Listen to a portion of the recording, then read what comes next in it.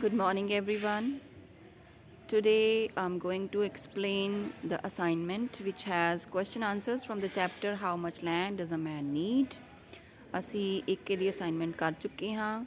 Next ਸਾਡਾ ਹੁਣ question number 8 ਹੈ। A trader told Pakham something about the land of Bashkirs. What was it? Trader ਹੁੰਦਾ ਹੈ ਵਪਾਰੀ। ਇੱਕ ਵਪਾਰੀ ਨੇ ਪਾਖਮ ਨੂੰ ਦੱਸਿਆ ਕੁਝ ਦੱਸਿਆ ਕਿ ਜਿਹੜਾ ਲੈਂਡ ਆਫ ਬਸ਼ਕੀਰਸ ਹੈ ਉਹਦੇ ਬਾਰੇ ਕੁਝ ਦੱਸਿਆ ਵੀ ਕਿਸ ਤਰ੍ਹਾਂ ਦਾ ਲੈਂਡ ਹੈ। What was it? ਉਹਨੇ ਕੀ ਦੱਸਿਆ? Answer, a trader told him that the land of the Bashkirs was very fertile. ਵਪਾਰੀ ਨੇ ਉਸ ਨੂੰ ਦੱਸਿਆ ਕਿ ਜਿਹੜਾ ਬਸ਼ਕੀਰਸ ਦੀ ਜ਼ਮੀਨ ਹੈ ਉਹ ਬਹੁਤ ਹੀ ਉਪਜਾਊ ਹੈ। ਦ ਬਸ਼ਕੀਰਸ ਵਰ ਵੈਰੀ ਸਿੰਪਲ ਪੀਪਲ। ਬਸ਼ਕੀਰਸ ਬਹੁਤ ਹੀ ਸਧਾਰਨ ਕਿਸਮ ਦੇ ਲੋਕ ਹੁੰਦੇ ਹਨ। ਇਹ ਉਹਨੇ ਦੱਸਿਆ। ਇਫ ਦੇ ਵਰ pleased with him they would sell their land very cheaply. Please ਦਾ ਮਤਲਬ ਹੈ ਖੁਸ਼ ਹੋਣਾ, ਅਤੇ ਜੇ ਉਹ ਉਹਦੇ ਤੋਂ ਖੁਸ਼ ਹੋ ਜਾਂਦੇ ਨੇ, ਉਹ ਮਤਲਬ ਬਸ਼ਕੀਰਸ ਜੇ ਪਾਖਮ ਤੋਂ ਖੁਸ਼ ਹੋ ਜਾਂਦੇ ਨੇ, ਉਹ ਉਸ ਦੀ ਜਿਹੜੀ ਜ਼ਮੀਨ ਹੈ ਉਸ ਨੂੰ ਜ਼ਮੀਨ ਬਹੁਤ ਹੀ ਸਸਤੇ ਦਾਮ 'ਤੇ ਉਹਨੂੰ ਵੇਚ ਦੇਣਗੇ। ਨੈਕਸਟ ਕੁਐਸਚਨ ਇਜ਼ ਹੂ ਵਰ ਦ ਬਸ਼ਕੀਰਸ। ਹੁਣ ਇਹ ਬਸ਼ਕੀਰਸ ਹੈ ਕੌਣ? How did Pakhom make friends with them. Pakhom ਨੇ ਉਹਨਾਂ ਨਾਲ ਕਿਸ ਤਰ੍ਹਾਂ ਦੋਸਤੀ ਕੀਤੀ? ਆਂਸਰ, ਦ ਬਸ਼ਕੀਰਸ ਵਰ ਵੈਰੀ ਸਿੰਪਲ ਪੀਪਲ। ਬਸ਼ਕੀਰਸ ਬਹੁਤ ਹੀ ਸਧਾਰਨ ਕਿਸਮ ਦੇ ਲੋਕ ਸਨ। ਦੇ ਲਿਵਡ ਇਨ ਟੈਂਟਸ। ਉਹ ਟੈਂਟ ਦੇ ਵਿੱਚ ਰਹਿੰਦੇ ਸਨ। They had plenty of land. Plenty of ਮਤਲਬ ਬਹੁਤ ਜ਼ਿਆਦਾ, ਉਹਨਾਂ ਕੋਲ ਬਹੁਤ ਜ਼ਿਆਦਾ ਜ਼ਮੀਨ ਸੀ। Pakhom made friends with them by giving them various gifts. So ਉਹਨਾਂ ਨੂੰ ਬਹੁਤ ਸਾਰੇ ਉਪਹਾਰ ਦੇ ਕੇ ਪਾਖਮ ਨੇ ਉਹਨਾਂ ਦੇ ਨਾਲ ਦੋਸਤੀ ਕਰ ਲਈ। Next question is Bashkirs wanted to repay Pakhom for his gifts. Bashkir Pakhom ਦੇ ਜਿਹੜੇ ਪਾਖਮ ਨੇ ਗਿਫਟ ਉਹਨਾਂ ਨੂੰ ਦਿੱਤੇ ਸਨ, ਬਸ਼ਕੀਰਸ ਨੂੰ ਉਹਨੂੰ ਰੀਪੇ ਕਰਨਾ ਚਾਹੁੰਦੇ ਸਨ, ਉਹਦੇ ਬਦਲੇ ਉਹਨੂੰ ਕੁਝ ਦੇਣਾ ਚਾਹੁੰਦੇ ਸਨ। What did Pakhom want from them. Pakhom ਉਹਨਾਂ ਤੋਂ ਕੀ ਚਾਹੁੰਦਾ ਸੀ? Pakhom wanted from them their land. Pakhom ਉਹਨਾਂ ਤੋਂ ਉਹਨਾਂ ਦੀ ਜ਼ਮੀਨ ਚਾਹੁੰਦਾ ਸੀ। It was for this purpose only that he had come there. ਅਤੇ ਇਸੇ ਹੀ ਵਜ੍ਹਾ ਕਰਕੇ, ਇਸੇ ਹੀ ਮਕਸਦ ਵਾਸਤੇ ਤਾਂ ਉਹ ਉਹਨਾਂ ਦੇ ਕੋਲ ਆਇਆ ਸੀ। Next is our price is always the same. ਸਾਡੀ ਕੀਮਤ ਹਮੇਸ਼ਾ ਇੱਕੋ ਜਿਹੀ ਰਹਿੰਦੀ ਹੈ। 1000 ਰੂਬਲਸ ਅ ਡੇ। ਇੱਕ ਦਿਨ ਦਾ 1000 ਰੂਬਲਸ।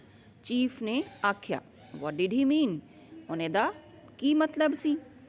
Answer, the Bashkirs did not sell their land by acres. Bashkirs ਆਪਣੀ ਜ਼ਮੀਨ ਨੂੰ ਏਕੜ ਦੇ ਹਿਸਾਬ ਨਾਲ ਨਹੀਂ ਵੇਚਦੇ ਸਨ। They sold it by the day. ਉਹ ਦਿਨਾਂ ਦੇ ਹਿਸਾਬ ਨਾਲ ਵੇਚਦੇ ਸਨ। It meant one could have for 1000 roubles as much land as one could walk round a day. ਇਹਦਾ ਮਤਲਬ ਇਹ ਹੋਇਆ ਕਿ 1000 ਰੂਬਲਸ ਦੇ ਬਦਲੇ ਕੋਈ ਇਨਸਾਨ ਇੱਕ ਦਿਨ ਵਿੱਚ ਕਿੰਨੀ ਕੁ ਦੂਰ ਤੱਕ ਚੱਲ ਕੇ ਜਾ ਸਕਦਾ ਹੈ, ਕਿੰਨੀ ਕੁ ਜ਼ਮੀਨ ਕਵਰ ਕਰ ਸਕਦਾ ਹੈ, ਉਹ ਸਾਰੀ ਉਹਨੂੰ ਮਿਲ ਜਾਏਗੀ।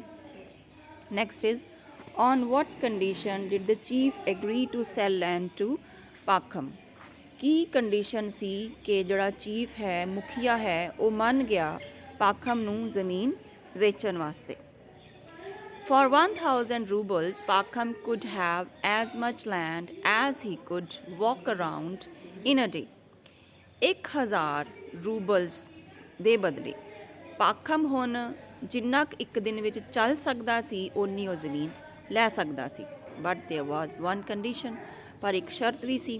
ਹੀ had to come back to the starting point before sunset. ਕਿ ਉਸ ਨੂੰ ਸਨਸੈਟ ਹੋਣ ਤੋਂ ਪਹਿਲਾਂ ਪਹਿਲਾਂ ਜਿੱਥੇ ਉਹਨੂੰ ਸ਼ੁਰੂ ਕੀਤਾ ਸੀ ਚੱਲਣਾ, ਉੱਥੇ ਉਹਨੇ ਵਾਪਸ ਪਹੁੰਚਣਾ ਸੀ। Next is what is the moral of the story. ਇਸ ਸਟੋਰੀ ਤੋਂ ਸਾਨੂੰ ਕੀ ਸਿੱਖਿਆ ਮਿਲਦੀ ਹੈ? The moral of the story is that greed is a curse. ਇਸ ਕਹਾਣੀ ਦਾ ਇਹ ਮੋਰਲ ਹੈ, ਇਹ ਨਿਚੋੜ ਨਿਕਲਦਾ ਹੈ, ਇਹ ਸਿੱਖਿਆ ਮਿਲਦੀ ਹੈ ਕਿ ਲਾਲਚ ਕਰਨਾ ਬਹੁਤ ਇੱਕ ਬੁਰੀ ਬਲਾ ਹੈ, ਕਰਸ ਹੈ, ਇੱਕ ਅਭਿਸ਼ਾਪ ਹੈ। ਅ ਗਰੀਡੀ ਮੈਨ ਇਜ਼ ਨੈਵਰ ਸੈਟਿਸਫਾਈਡ। ਇੱਕ ਲਾਲਚੀ ਆਦਮੀ ਕਦੇ ਵੀ ਸੰਤੁਸ਼ਟ ਨਹੀਂ ਹੁੰਦਾ। ਹੀ ਵਿਲ ਹੈਵ ਟੂ ਸਫਰ for his greed in the and. ਅੰਤ ਦੇ ਵਿੱਚ ਉਸ ਨੂੰ ਆਪਣੇ ਲਾਲਚ ਕਰਕੇ ਸਫਰ ਕਰਨਾ ਪੈਂਦਾ ਹੈ, ਤਕਲੀਫ ਉਠਾਉਣੀ ਪੈਂਦੀ ਹੈ। Contentment makes life happy and peaceful. Contentment ਦਾ ਮਤਲਬ ਹੁੰਦਾ ਹੈ ਸੰਤੁਸ਼ਟੀ। ਸੋ ਸੰਤੁਸ਼ਟੀ ਜੇ ਹੋਵੇ ਤਾਂ ਇਨਸਾਨ ਦੀ ਜਿਹੜੀ ਜ਼ਿੰਦਗੀ ਹੈ ਉਹ ਖੁਸ਼ ਹੋ ਜਾਂਦੀ ਹੈ, ਖੁਸ਼ਹਾਲੀ ਨਾਲ ਭਰ ਜਾਂਦੀ ਹੈ ਤੇ ਸ਼ਾਂਤਮਈ ਹੋ ਜਾਂਦੀ ਹੈ। So that's all for our today's assignment. Thank you so much.